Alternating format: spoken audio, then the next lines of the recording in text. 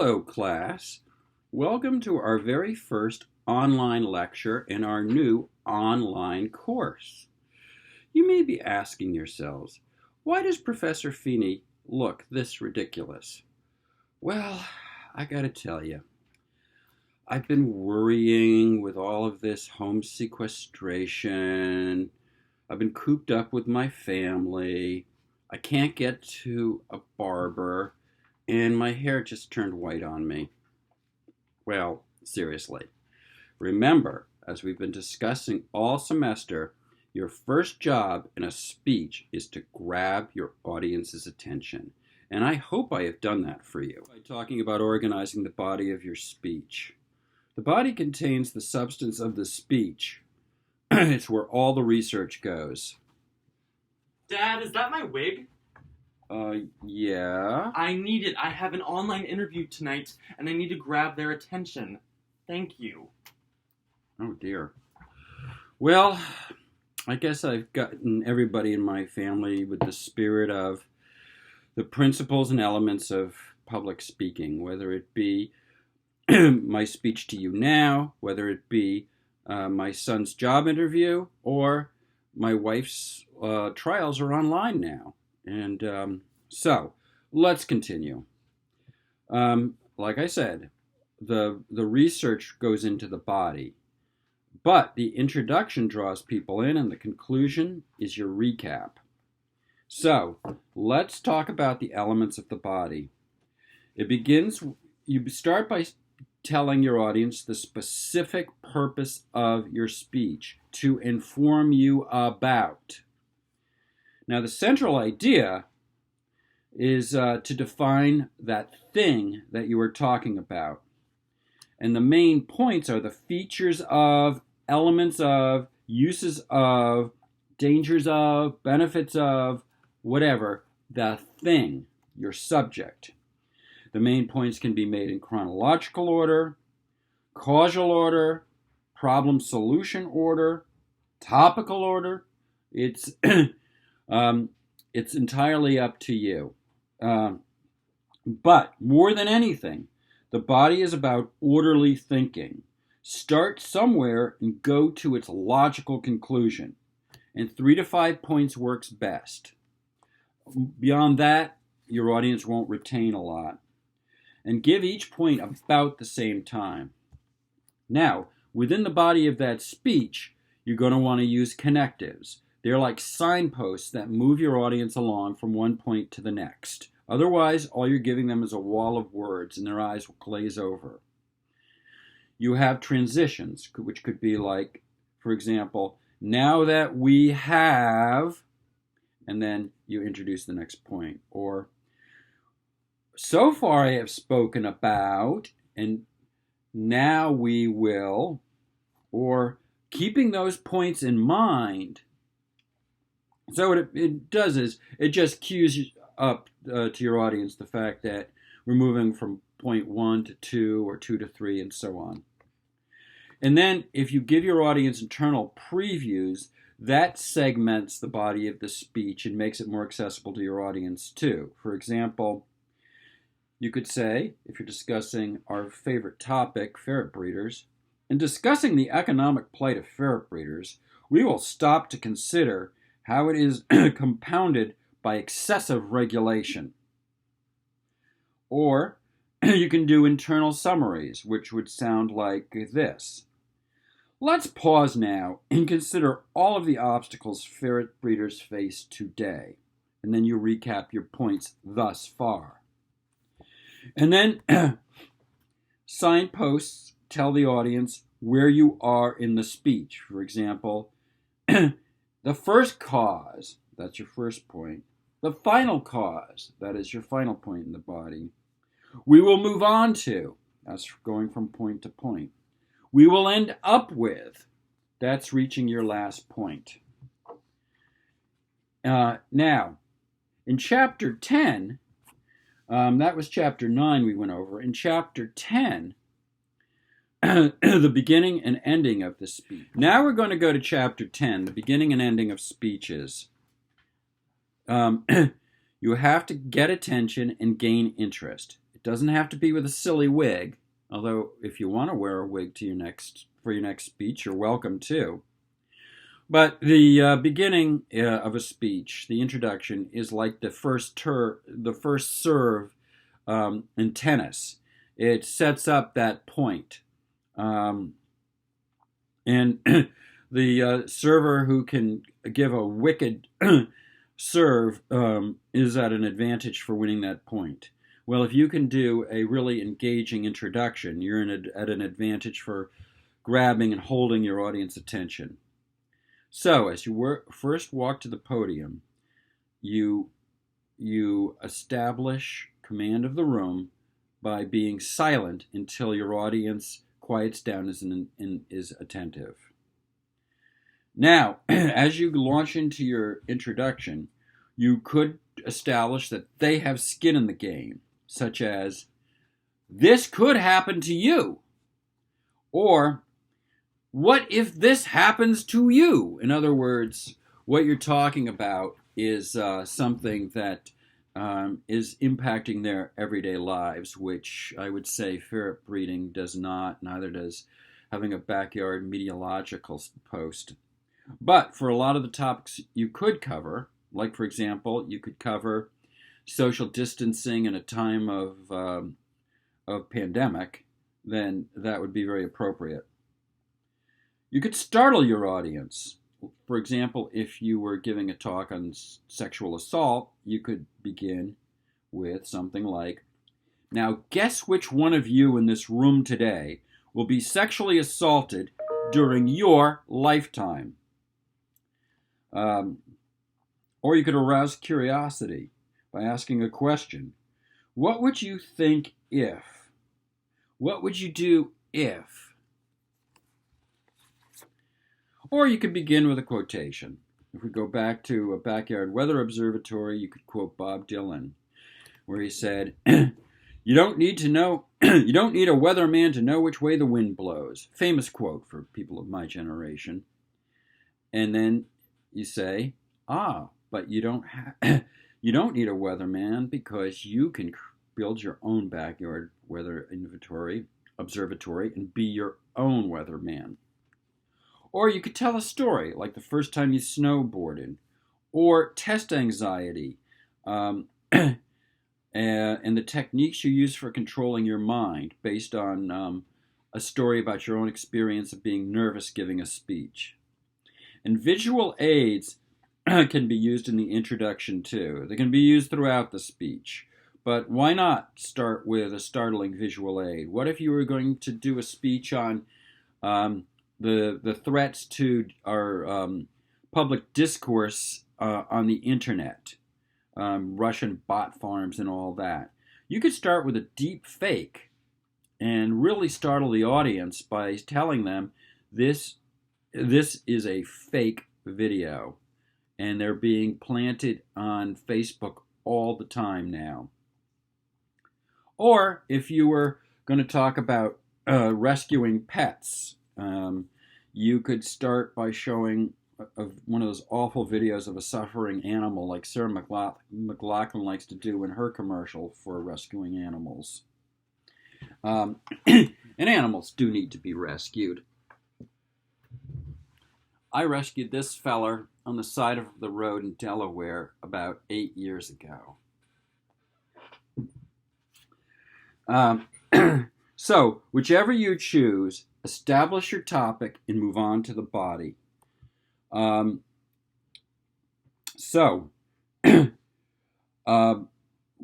that point, you can establish your credibility. Didn't build your own backyard weather observatory? Well, at least you did a lot of internet research to learn all about it, and it made an impression on you. Not an active snowboarder? Well, maybe you watch snowboarding competitions on TV, and you put a whole lot of effort into researching your topic. Now, you can preview the body. Identify the parts you will cover. Like, for example, if it's about a backyard weather observatory, you can let the audience know, here, I'm going to tell you what you need to buy. I'm going to tell you how to set it up. And and I'm going to tell you how to operate it too. Tips. The introduction is about 10 to 20% of your 6 minutes, and look for introductory material as you're doing your body research. See if some sort of really interesting fact comes out at you. But most of all, be creative, try different things, practice it. Now, the last part of Chapter 10 is the conclusion. And you're signaling that the end is coming. It can be done very simply. In conclusion, the most important things to remember are, that sets up the recap.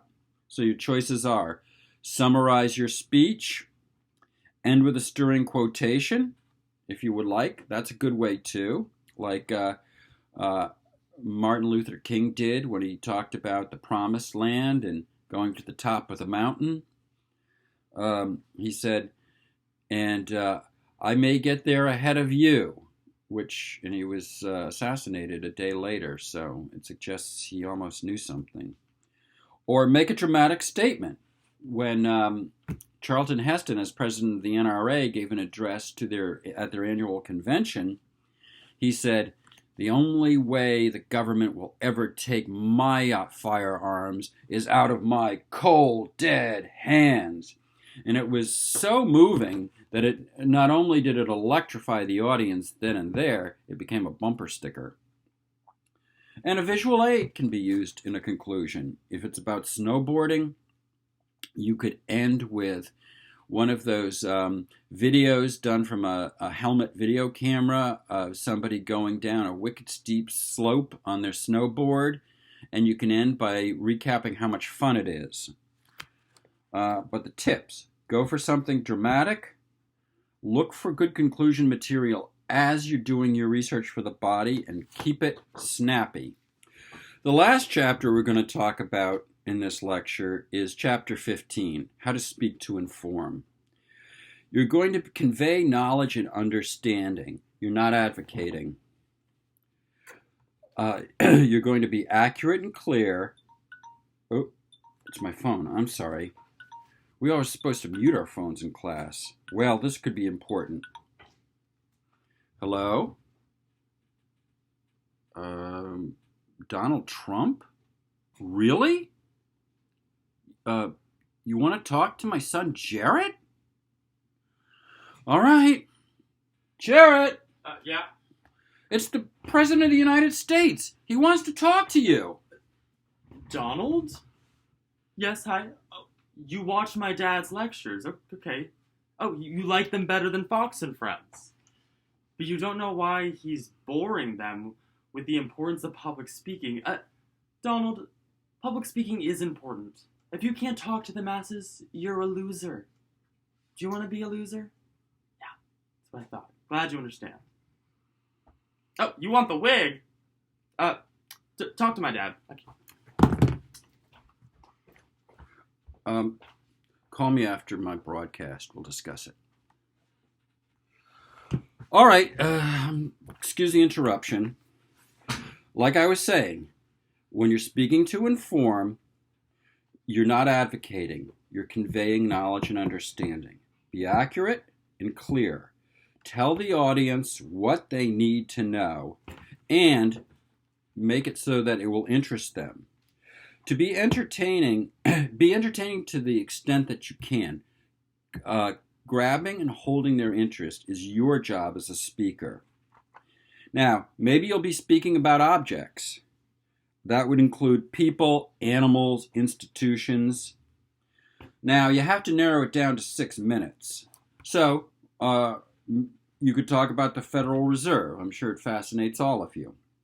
But it actually is relevant in your life, and your job as a speaker is to find a way to show how your everyday lives are affected by the Federal Reserve and the fact that that's how come you have money. You could talk about the philosopher Immanuel Kant. Sounds like a snore, huh? Well, his ideas are at work in the world today. I mean, during this pandemic, there's going to be a big debate about about triaging people, and if people are beyond a certain age, should they receive no help? Well, Immanuel Kant has a lot to say about that, and it's still very relevant to medical ethics today. Or how about great white sharks? Their population has increased with the protection of seals on the west coast. And you could talk about their population explosion and how they're getting a bad rap because, they really don't want to bite one of us. They think we're a seal and it's a mistake. But whatever you do, you've got to stick to 3 to 5 main points or it simply becomes too much and they won't retain enough. Keep your main points separate, and in the body of the speech we discussed how you can do that, and balance the amount of time for each. Now, speech is about process. That's something that's something that is made or done, or how something operates. For example, you could do how an iPhone is made, how the internet, how internet rates are determined, how an ecosystem is restored. You can also give a speech on how to perform or do something, like how to fix the ice maker in your fridge. It doesn't sound like a very important topic till your ice maker stops working. How to do your own taxes. How to think about the existence of God. For these kinds of speeches, I recommend you go in chronological order and use visual aids. And be careful in these speeches not to drift into persuasion. Don't go anything beyond, and you can do it too. And speeches about events. That could be the civil rights movement. That could be about flash floods, the climate crisis, the Great Reformation of Martin Luther, and the start of the Protestant religion. Just describe it and keep it value neutral, which can be hard. If you're going to inform your audience about the white supremacist movement, it may be anathema, repugnant to us, but you're there to describe. You show, don't tell. If white supremacists are despicable, you can get that across through the information. Show it without saying that they are. And if you're going to be discussing an event or an organization, go to its origins, historicize. Where did they come from? What are the features and components? Who are the leading figures in it? Or what are the leading events? This could be like the Johnstown flood, the white supremacist Charlottesville riots of 2017. You can talk about the implication, the dangers, the current status, future developments. And then there's the most complex of all. Speech is about concepts. That would be, say, constitutional government, which is challenged in these times. It could be about ecocide, the destruction of the planetary ecosystem, ethno-nationalism, Zen Buddhism, civil disobedience. There's a world of different things you could talk about. But when you're giving a speech about a concept, it can get very conceptual. You have to know your audience and how much abstraction they can hang with. You have to find very clear sources who explain it well. And you have to use visual aids, diagrams, anything that will help them. And you have to explain why they should care. So, being clear to the audience and holding their interest, once again, is your job. People relate to other people, not facts. So try describing your own learning experience with the topic. And finally, people relate to human stories. So how does your topic affect real people? Brian, I told you to stay out of my office. I know you have to teach a class online, but I need this space. I got to get ready for a trial. I'm doing a trial online. So I need this space. And by the way, I need this wig because I need to get the judge's attention and win too. So your class is over.